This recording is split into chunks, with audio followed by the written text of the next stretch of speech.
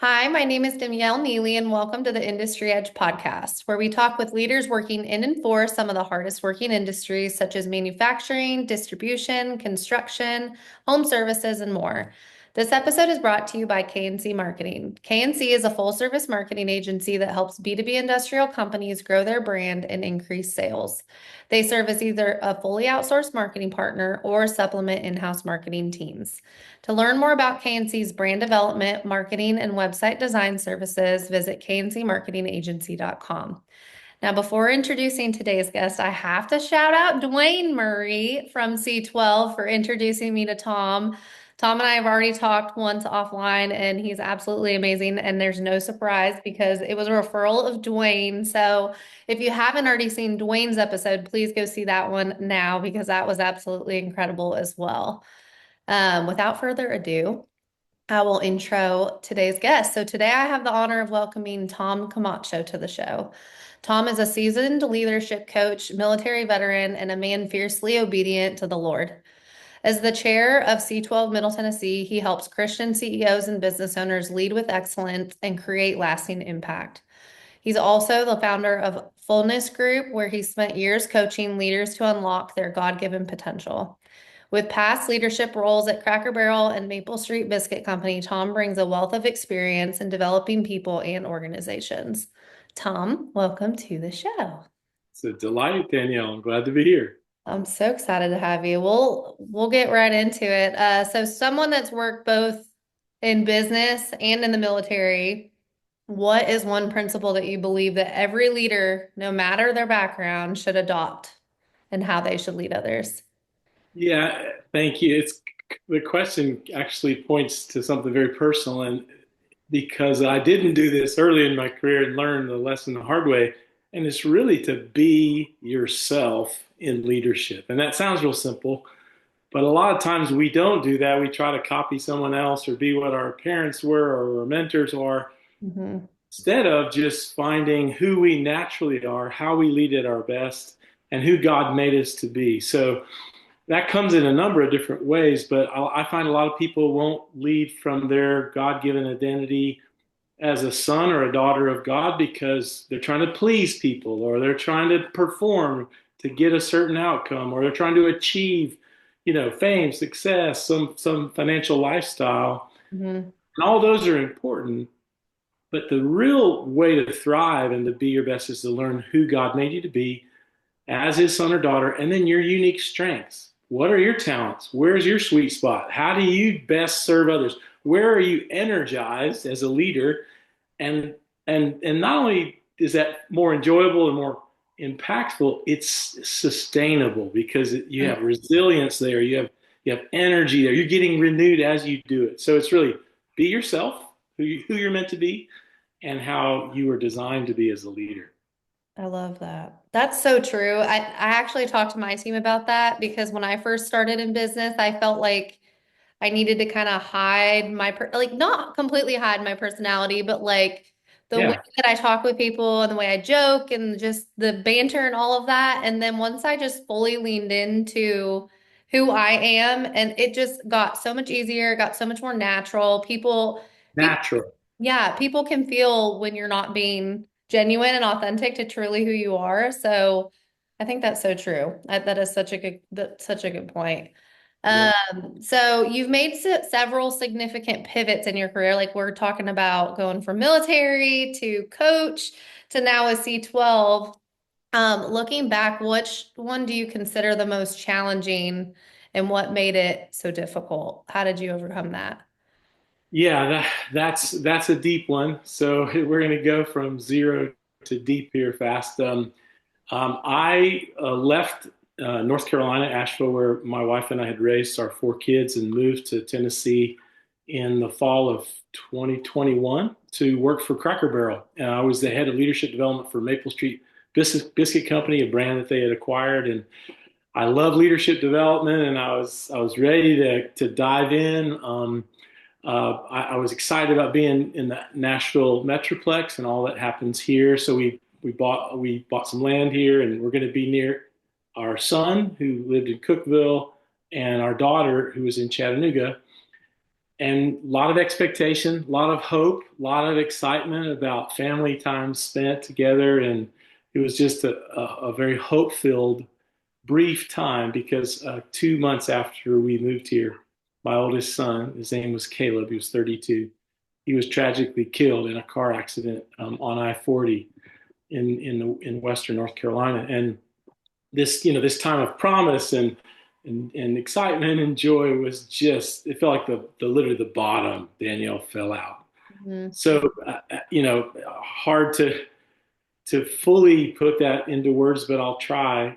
January 15th, 2022, it was like the plates underneath our lives just shifted. We were trying to figure out, who are we? How do we do life now Mhm. without him? His siblings, a brother and two sisters, and my wife and I were limping. We were broken. And while this time, I'm still a professional coach for Maple Street. I'm still trying to hold myself together, work on various things. But as we know, some of the deepest, most difficult things do some of the deepest work in us. Mhm. And as I worked through that with a counselor and with through my pastor and friends and my wife, I two things emerged.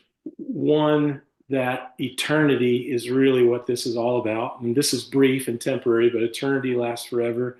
My son is there, and I'll see him, Mhm. and that's more permanent than this world. And second, I began to really grasp how precious time is. Time with your family, time with those you love, time doing what you love doing even. And as I worked with Cracker Barrel, got through some of that healing, about 2 years later, I reached this point that I had a great job. I was doing the work I liked. It was well paid, and I wasn't satisfied. And I was asking myself why. And you know how God will sometimes pivot you. And Mhm. I came to this realization that I needed to do my leadership development and coaching for a higher purpose. Not that running a great business is not excellent, making money and being serving our clients well, Mhm. but it had to have a faith component. Mhm. So I pivoted and left Cracker Barrel, a great organization, and doing what was very fulfilling work. But it wasn't as fulfilling because I couldn't talk about my faith. My faith is, yes, as we said, is very dear to me. So that I'll fast forward it, but I pivoted because I wanted to be fully engaged and aligned with everything that's important to me. And it took about a year till someone introduced me to Dwayne in C12. And now I get to talk about faith and business, which I love talking about business and leadership seamlessly. We might talk about marriage one day, we might talk about finances the next day, we might talk about hiring new people, budgeting, scaling businesses and all, but then we'll talk about, what do you think God might be doing as your business is going through this change? So I know Mhm. that's a long answer, but it has changed me, and it's helped me relate to all of the people in the world out there who've experienced pain and challenge and loss. Mhm. It's deepened my compassion in my coaching. Yeah. Geez, I'm so sorry, number one, that you guys had to walk through that. And I think that's something that grief comes in waves, I'm sure, and like that your obedience to what God has told you to do in your life, even when it's scary, like everything you ever knew, you were obedient, and I'm sure that now you're able to marry the two, and how Yes. C12 came into your life, that's super powerful, and that's very, very special. How do you feel like, because of what what you've been through, have you had any specific moments with leaders where that grief and that specific instance that you guys have had to walk through has been able to help somebody else break through things that they're doing? Can you talk to me about any of that? Great question, Danielle. It's remarkable, actually. I was interacting with a friend here in Nashville Her name is Du Tin, and she runs a sales organization called Skillway. And I was asking her, should I hide this part of my journey? It's kind of intense. Would that be insensitive to bring that? She was very stern with me, like, never Mhm. hide that, because do you ever stop thinking about him and that loss, or does it not, is it not present with you all the time? I said yes. And the lessons you learned. So I took her advice, and I, at the right time when I felt comfortable, I would share that story Mhm. with leaders. And here's how it shows up: people who are either going through change and pain themselves take their guard down, and we start talking about real life. We start talking about where they really are. Whereas if I try to be strong, I'm the you know you know 30-year executive leader in business, and they don't identify with my strength. Mhm. They identify where I've been broken. And so I do. There was a leader very recently who came to one of our meetings, and he looked like he was ready to quit. And he just was, his body posture and his heart. He had been through a brutal couple of weeks, and instead of like rah-rahing him, we pivoted to focusing on his pain, his challenges. Everyone in the room, all the CEOs had been through a similar situation. We didn't preach, we didn't try to fix, but I shared from my pain. Hey, there's something deep going on here. Let's listen. And Mhm. that's a public example, but hundreds of times privately since then, I found other people have lost family members or Mhm. had cancer or all kinds of things, went through a divorce that they didn't want, and or all kinds of things. I think this makes my ability to connect with people. I wouldn't have asked for this, but deeper Mhm. and more at the root of things, which is what coaching does. We don't want to just change the symptoms. We don't want to just change the branches. We want to get to the root of issues and make it better. So I feel in a strange way it's a gift. I know that sounds strange, but as far as connecting with people at a deep level, it's a gift. Yeah. And to be able to even have that perspective is incredible and a testimony to how much you lean into your faith and understanding that, like, even through hard times, it's like you're still able to pour into other people and be there and be empathetic. And that's incredible. And that's immensely something that I admire about you and our conversations that we've already had separately. That's incredible. I feel like too, so many times, like what you're saying, like as a, especially I'm sure men, like in general, like I feel like it's, it's stereotypical, but feel like they can't bring their full self to work. Like they have to be the rough and tough, leader in order to be seen as professional and as, somebody to look up to. And I feel like that's what a disservice that we're, doing everybody around us because we're all human and we all go through things that are terrible and hard and amazing and beautiful and all of that. And not being able to talk about all of those things in the workplace, you're disconnecting the human part of yourself from Completely. able. Brene Brown is a very popular author, and she says lead with vulnerability. But lead, go beyond surfacey, hi, how are you? Things fine, good. Surface stuff, and lead with vulnerability because your example lets other people. In other words, be authentically what I said in the first question. Mhm.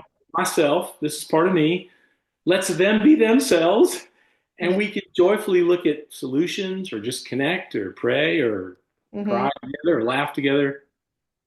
And I just think I don't mind bringing my strength to a client, but I also find that that's not always what God is doing. Sometimes God is saying, bring a part of you that is a little raw, or a part of your story that's not all shiny, Yeah. and your success. And I really feel when people give themselves permission to be real like that, magical stuff starts. Hmm. Absolutely. I completely agree. Like that pit in your stomach, whether it's good or bad, of like what you're trying to say, there's a reason why it's there, and Right.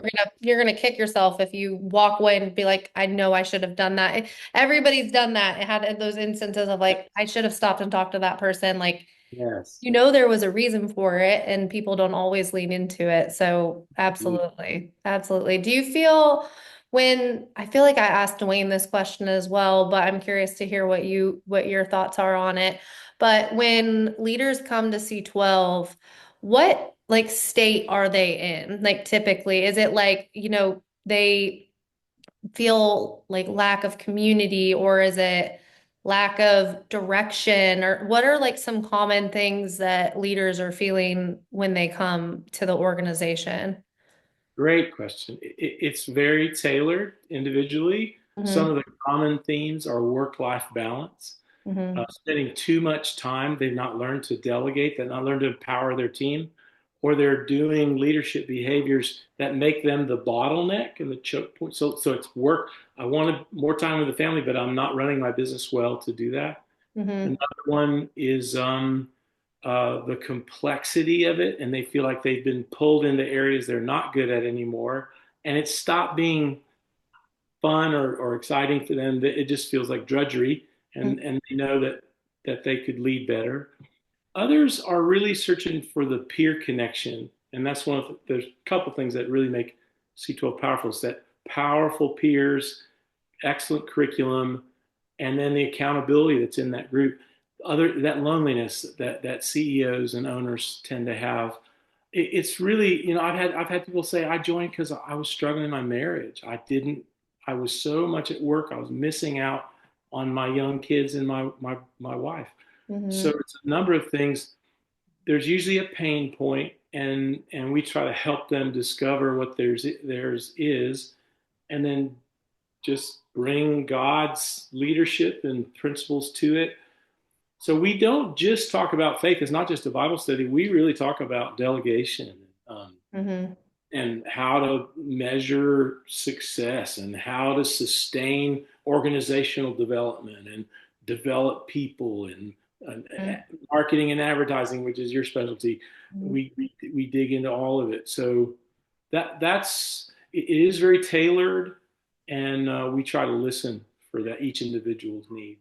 Yeah, that that makes sense that it's not like just a one size fits all. You're addressing, what are you actually coming for? And like if they're the right, you have to be the right fit for them and they have to be the right fit for you, right? Like so I'm sure there's something there of like just making sure like yes, this is the right place. Like we think that you are, or we might not be the right fit for you. I'm sure those conversations also happen as We well. do.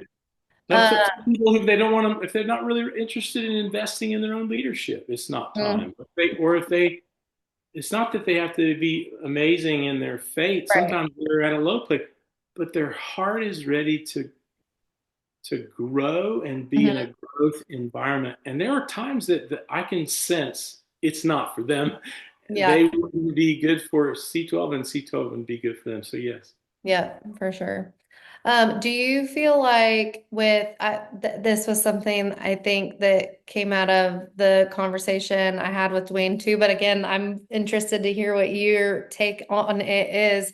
So when, if you're being faith forward as a leader in how do you do that without dismissing people or not being welcome and open to people that might not be as receptive to, faith-driven workplace ideas and all of that? How are you guys teaching leaders how to navigate those kinds of conversations? Some of these business owners probably have hundreds, maybe thousands of employees that they're leading. It's like, how do you teach that and guide them through that?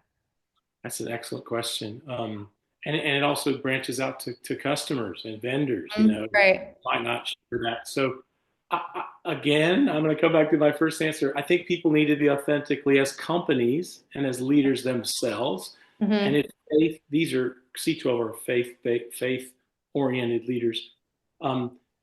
You need to be explicit to your employees. This is a main driver that makes us as leaders and us as a company uniquely who we are. Doesn't mean things are mandatory and you have to go Hmm. to a church or pray a certain way or even believe like we believe. But so one thing is to be clear up front in your documents. Companies like Hobby Lobby, Chick-fil-A, they just make it clear that's who they are. But Hmm. then they make it attractive but voluntary. If Hmm. you'd like to join in this, please do. You don't have to. If we have a prayer call, if we pray at the beginning, this is what we do. If you're not comfortable with that, see me afterwards. But we're just going to begin by acknowledging God's here and asking for his help. What I find is even people that are not deeply religious appreciate your authenticity to be yourself. And Hmm. that and they would want to be there because this is a person that believes what they believe. They're living it. You can tell it's a part of who they are, and it is attractive to be that authentic. But Hmm. we encourage them not to demand that people. It's not a requirement. Hmm. It's not for certain roles. It is an influence in hiring, but it cannot be, in an HR sense, a complete um, reason. It has to be. It can be a consideration. Um, we everyone has a different feel, Danielle. Some want to really put faith very forward. Others, it's a little bit more muted, and you get to know them as you go deeper. I think every company does it uniquely. Um, but a couple things. Every company is going to have somebody in crisis. They make a care team, and the care team pivots to help that person practically, financially, counseling, maybe going over to, muck out there. If they're in a flood recently hit Western North Carolina, we were in there cleaning up people's houses. But you could do that as a company, put a new roof on something, and then do it in the name of Christ, but no strings attached. Hey, we're here to love on you. We're giving this money as a company to help. We want you to know this is from us, but God loves you. How can we pray for you or serve you? It's light, but the companies that have electric magnetic culture, they don't turn a lot of people over. People stay, they want to be there. They're authentic, they do it positively and joyfully, and it's voluntary. Yep, that makes sense. That makes a ton of sense. What are some of you talked about a care team. What are some of your like favorite programs and initiatives and things that you guys have helped businesses and leaders initiate inside of their companies? A couple of the biggest ones are chaplains. I have some big companies that have 300 180 to 300 some employees. That's a lot of people, and they're all distributed out doing, like you said, either manufacturing or construction work, very dispersed over 20 projects around Middle Tennessee or beyond. And Hmm. these chaplains, they partner with a professional Christian chaplain organization, will visit them on a regular basis, get to know them by name. It's an independent person that talks about caring and cares about the person, doesn't officially represent the company, but man, do employees on their engagement survey say, we love that you've paying to have someone care for us. That's the biggest one. I'd say the second biggest one is just that people get external help in managing their business. A lot of times, we use a tool called the entrepreneurial operating system. A lot of people try to do it all by themselves. We end up bringing in partners and people who have particular skills and get them connected with someone that has already worked all that out, Hmm. and it helps that CEO go from where they are to real significant growth and improvement in the business um, rapidly because of the partners that we have. Some of them have to do with human resources. Some of them have to do with um, sales and marketing, all different types of things. But we try to get them in contact with either a peer that does that well, or another, or one of the partners of C12, and there are like a dozen of them. But they're very, very strong, and they help that company get better quickly. Yep. I love that. I feel like there's a perception with like CEOs or these people that are leaders of big companies. Like if you're a smaller guy, like, oh, they don't have the same problems that I do, or they're not going through the same things. And I'm sure that you guys hear those stories all the time of like, We nope, do. they're still having like struggles with delegation and those things. I feel like it's such a environment that makes you feel like, okay, I'm not alone. That these problems and Yeah, these struggles are not something that's only small business or medium sized, but like at all levels, like people are struggling with those things, and you guys can help them work through that. And I love that. we really Uh, can. that's awesome. Um, so we talked about how your deep faith and obedience to God shaped like your life, your leadership style, of course. Can you share how these values have influenced your approach to like guiding and coaching others within C12 or maybe even not in C12, like people that you come across at the grocery store at or at the, just how do you like, can you talk to me more about that? Absolutely. I remember from our first conversation, I was telling you about my story, and there Mhm. were a couple pivots that made no sense to Tom. And I was thinking my life was going to go one direction, and my answer would be the biggest thing I try to help you with is to remember that God knows best in all transitions, and to trust that when I don't know what's going on. And it could be your business takes a complete, you lose a major customer and you're facing cutting half your staff, or bankruptcy, let's say that, or you get a big diagnosis that one of your family members are ill, or anything. One of your team members betrays you and leaves to go to a competitor. All this tough, tough stuff. Mhm. What I've seen at every major junction for particular leaders that operate by faith in God is that they may not see it in the moment, but over time they will see that there was a divine wisdom in it, and Mhm. and good that came of it. Didn't mean that the situation was good. Didn't mean it felt good. Didn't mean it could have hurt you tremendous or destroyed your company. But in the larger tapestry, they found it moved them to a place that they needed to be, or God wanted them to be, or here's even in my story, many of our stories, it changes us.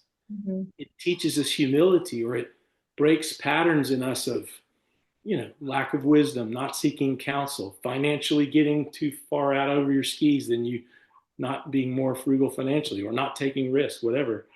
I would say that's the biggest thing. I took my son when he was alive, when he was about 16, to Colorado, and we drove these four wheelers up to these 14,000-foot Colorado Rocky peaks. And at first, we're just down the valley, you can't see anything. But about three times on the way up to the mountain, we'd come around a corner, and you'd all of a sudden see the view, and you're several hundred feet, if sometimes 1,000 feet higher.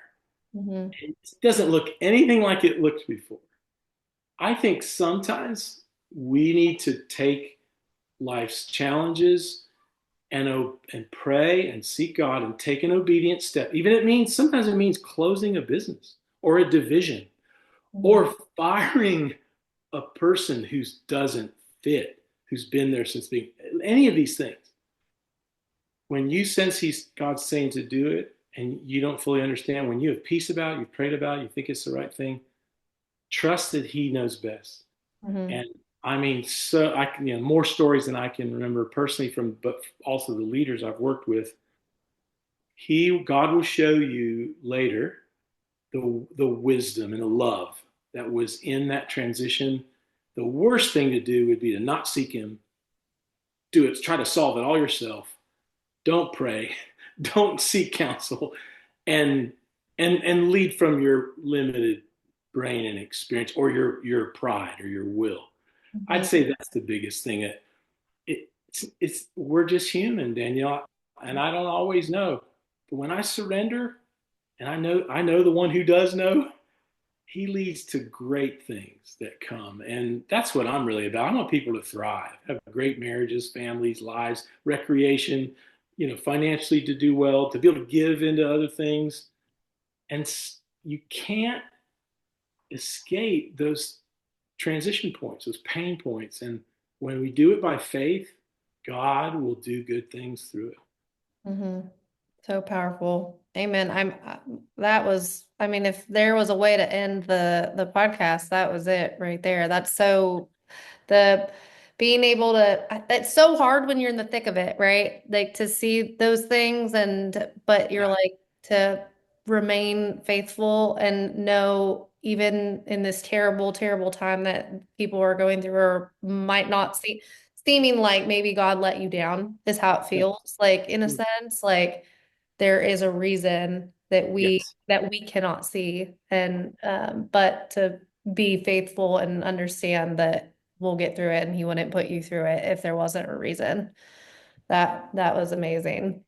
Is there any, if somebody was, interested or felt like they would like to be part of this or learn more about this, what would you tell them? What's the first thing that they should do? yeah, you can reach out to me on LinkedIn, Tom Camacho, Camacho, and do that, or go to c12forums.com and just investigate what C12 is, and then you can find us locally. Google C12 Middle Tennessee, and Mhm. we can connect and hear. And we try to really listen to you as a leader and what is it you're looking for. But if any of the stuff that we're talking about really resonates, yeah, research C12, um, maybe ponder what it is that you're really seeking or lacking or wanting, and then connect with one of us. And I mean, I absolutely love what I do. It's a joy that I get to do it. And um, although that's come through a lot of challenge, it's a privilege to help people do better. It's a lot of great material out there about it. But eventually, one of us, myself or one of the other chairs, would love to sit down and get to know them individually and see if it fits. Awesome. You can feel that with you, by the way. You can feel your passion behind it and your love behind it. So that comes across completely. Thank you. Uh, to wrap it all up, we've been talking with Tom Camacho, chairman of C12. Thank you again so much for your time today. This was such a beautiful conversation, and I just Perfect. really loved getting to know you. So thank you so Thank much. you. Thanks, Daniel.